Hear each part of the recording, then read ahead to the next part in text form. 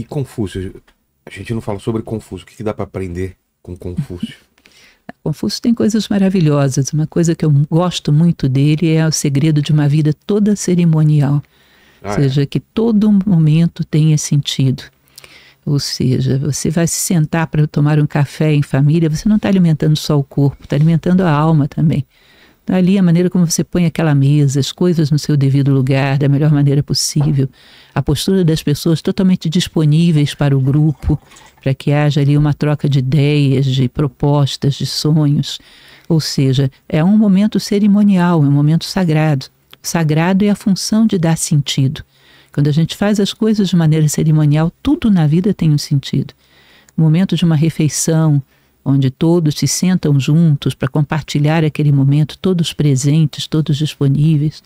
A maneira como você passa por uma pessoa que você respeita ou deveria respeitar, né? Ou seja, os cerimoniais da vida fazem com que a vida toda passe a ter sentido. Você tira os momentos da banalidade para o sagrado. Rouba, como diziam os gregos, momentos de Cronos para Zeus. Momentos do tempo para a eternidade. Roubar os momentos de Cronos para Zeus, que legal. Isso, ou seja, rouba da banalidade para o significativo.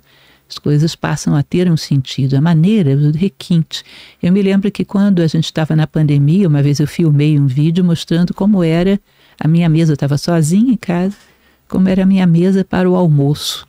Eu peguei a louça do casamento, coloquei lá, preparou tudo. Forrei, dobrei o guardanapo, era a minha mesa para eu comer comigo mesma. Ou seja, era um momento especial, cerimonial, independente de eu não estar com ninguém. Eu estava com a minha consciência e eu merecia aquilo. Tá? Então a vida começa a ser toda dotada de sentido, nada é por acaso, nada é à toa. Tá? Esse cerimonial da vida em Confúcio é uma coisa maravilhosa. O tempo se enche, o tempo é preenchido, o tempo está todo demarcado por momentos cerimoniais. A gente acaba perdendo esses momentos por estar pensando em outra coisa. Isso que você falou, né? Do alimento tá lá e você não tá nem prestando atenção. Você está assistindo um filme, você não sente o sabor daquilo. Está no quarto mexendo no computador, na internet, ao mesmo tempo com o prato do lado. Hoje a gente banalizou completamente a vida. Tudo está banalizado, então o tempo fica todo vazio. Esse tempo que a gente tinha no passado e que eu vejo que tá se perdendo, da reunião em volta da mesa, reunião em volta da fogueira, isso que a gente está fazendo aqui, da conversa, né? Os mais velhos contando experiências, os mais novos contando as novidades, isso que a gente tem desde lá de trás. Você acha que está se perdendo um pouco essa reunião da família à mesa? E aí, filho, como foi na escola? Como foi o trabalho? É um momento de celebração. Qual é o significado da mesa em volta do alimento? As pessoas se reuniam. E por que elas se reúnem? Por que elas estão deixando de se reunir? E qual que é o efeito disso, né? É um ponto de encontro, né? Onde se alimenta não só o corpo, mas também a alma. Ponto de encontro onde todas as experiências de vida daquele grupo convergem para aquele ponto e são intercambiadas. Todo mundo aprende da experiência do outro, todo mundo se enriquece da experiência do outro. É como aquela tese, antítese e síntese. Cada um dá a sua posição, chega a ser uma síntese de experiências válidas daquele dia. Todo mundo aproveita, todo mundo bebe dessa síntese. Ou seja, era um momento que faz diferença. O dia, a partir dali, é outro. Não foi um momento em vão. Não foi simplesmente um tempo de colocar alimentos para dentro. Foi um tempo que demarcou uma tônica diferente para o teu dia. Tornou-se um dia único e irrepetível, especial. Nunca haverá exatamente igual aquilo. Tá? Hoje estamos com o tempo todo esvaziado de tal maneira que você não consegue lembrar um dia que aconteceu na semana passada. São todos iguais. Verdade. Não todos iguais. Não tem nada de sacralizado na nossa vida. E as poucas coisas sacralizadas a gente está esvaziando. Às vezes eu vejo uma cerimônia como um casamento, uma formatura. Hoje viraram uma brincadeira com um monte de assuntos que não tem nada a ver, uma coisa... Nós já não sabemos mais o significado de dar um sentido sagrado às coisas. As próprias cerimônias convencionais da sociedade estão se esvaziando. Verdade. Às vezes, num casamento, a pessoa contrata um cerimonialista só para contar piadas e fazer gracinhas. Aquela tônica de esse é um momento, como diziam os romanos, in illo tempore, fora do tempo, fora do espaço, é um momento de eternidade. Vamos nos concentrar nisso. Não tem mais isso, não. Não tem mais nada. Cada vez menos, cada vez menos. Fala, Tuti. O Rafael Carvalho. A filosofia é inerente ao ser humano ou é uma construção cultural? E eu acredito na filosofia como inerente ao ser humano. Tem uma passagem de Sócrates, que acho até que já te contei também em alguma dessas nas conversas, que perguntavam para ele: Sócrates, você é tão bom em filosofia, por que você não pega os 30 tiranos de Atenas, não amarra eles aqui e fala de filosofia para eles? É verdade. Lembra? Paulo. Até se tornarem filósofos. Aí ele disse: olha, minha mãe, Fenaretes, era uma parteira, e era uma ótima parteira. Só ela não teria condições de fazer uma coisa, que era dar à luz a uma mulher que não estivesse grávida. Ou seja, em todos nós existe essa possibilidade da gravidez, uma hora que esgotamos a mera sobrevivência como sentido de vida. Quando despertamos para esse significativo que é a vida, quando temos inquietudes de respostas mais profundas, estamos grávidos. Tá? E essa gravidez, se você pratica, se você busca encontrar essas respostas, pode chegar ao parto de uma consciência totalmente renovada, totalmente diferente. Então eu acredito que todo ser humano em algum momento passará por essa gravidez, que nada mais é do que o esgotamento da mera sobrevivência, reiterando, da mera sobrevivência como sentido de vida. Entendi. O Bruno mandou: a inteligência artificial pode se tornar filósofa? E agora? Inteligência artificial, pelo menos até onde a gente alcança hoje, ninguém sabe o que será o futuro, né? Ela é uma concatenação lógica dos conteúdos, do repertório que você deu para ela. Ela não cria nada do zero. Ela não vai criar do zero uma inquietude existencial. Por que eu sou máquina e você é humano? Por que eu paro de existir quando você dá o stop? Por que eu não tenho direito a uma vida constante como a tua? Quando acontecer isso, aí assustem. Mas não, ela parte, você pergunta, ela vai no repertório que foi abastecido ali, conecta as coisas de uma maneira lógica, tá? E te apresenta alguma coisa até interessante, porque nós temos um acervo de informações da humanidade enorme.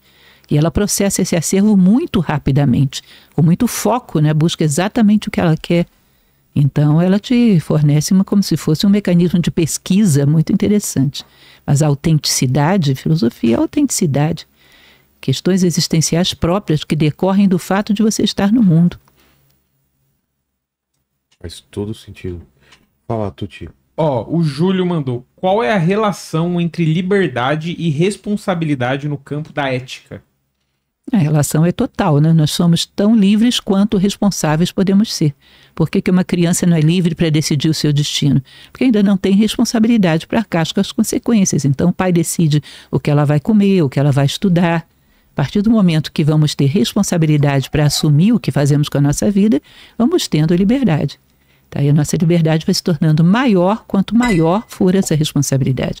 Eu acredito que o mais livre de todos os homens é aquele que se responsabiliza pela humanidade. Que esse tem uma liberdade ampla, porque ele assumiu uma parte do dever da natureza para si. Tá? E ele está, então, comprometido com o bem de algo muito maior do que ele mesmo. Esse deve ser o mais livre de todos os homens. Pode levar a sua mente aos extremos mais ousados, pode ter criatividade, pode ter insight que ninguém tem, tá? Pelo tamanho da responsabilidade que ele assumiu. A Larissa mandou aqui: seria possível uma filosofia universal que unisse todas as culturas? Bom, se você pegar determinados aspectos das filosofias, você vai ver que são bem comuns. É? São bem comuns. Mesmo oriental com ocidental, elas têm... Oriental com ocidental estão perguntando o sentido da vida. O que é o homem? De onde viemos, para onde vamos? Por que estamos aqui? O que a natureza espera de nós? Essas questões são fundamentais em qualquer lugar. Agora, quando se parte para a periferia, para elucubrações acerca do comportamento político de X, Y, Z, aí já se torna uma coisa bem local, né? Ligada a uma cultura. Mas as questões universais são as mesmas no tempo e no espaço. Uhum. A gente teve alguma coisa mais recente, muito diferente na filosofia? Porque a gente sempre cita os antigos, né? Sêneca, Sócrates. E o que teve de mais recente na filosofia? Algum pensamento muito diferente, alguma coisa mais disruptiva? Disruptivo é difícil, mas o que a gente pode encontrar é muita reflexão. Porque tudo é um avanço, não é uma coisa que vai do zero, é por causa disso ou não? Não, é porque realmente uma criatividade para gerar algo disruptivo, do tipo que um Kant gerou, que um Platão gerou, não é uma coisa tão comum na história, não é uma coisa tão comum. Então temos muitas reflexões dentro da filosofia política, temos muitas reflexões dentro da ética, agora da filosofia ligada à inteligência artificial, tem muita gente refletindo sobre isso. Agora, não sei o quão objetiva é essa reflexão, quanto ela pode gerar mudanças de posturas. Porque às vezes são, como eu já te falei, elucubrações conceituais. Geram um monte de ideias, mas o que disso é vivencial? Nem sempre tem muita coisa de vivencial. Talvez, ou quando ela se tornar super inteligente, ou a tal inteligência artificial geral, né? AGI, eu acho que o pessoal fala, talvez alguma coisa disruptiva pode aparecer vindo dessa máquina com todo esse... além de todo o nosso conhecimento e filosofia, ainda gerando alguma coisa nova, né? Eu espero que a gente tenha algo disruptivo antes disso, né? Porque nesse momento, por exemplo, a gente tem uma percepção cada vez mais clara, por exemplo, da inteligência dos animais, do nível de consciência, cada vez mais, da sensibilidade dos animais, do nível de dor, do nível de sofrimento, da elaboração que eles têm, ainda primitiva, mas uma elaboração mental, que estabelece vínculos, tem pressupostos, tem expectativas sobre o comportamento humano. Cada vez mais essas pesquisas mostram que estamos lidando com seres com um nível de autoconsciência significativo e não com coisas. Isso já seria suficiente para a gente parar para refletir como podemos lidar com seres desse tipo como se fossem coisas. Verdade.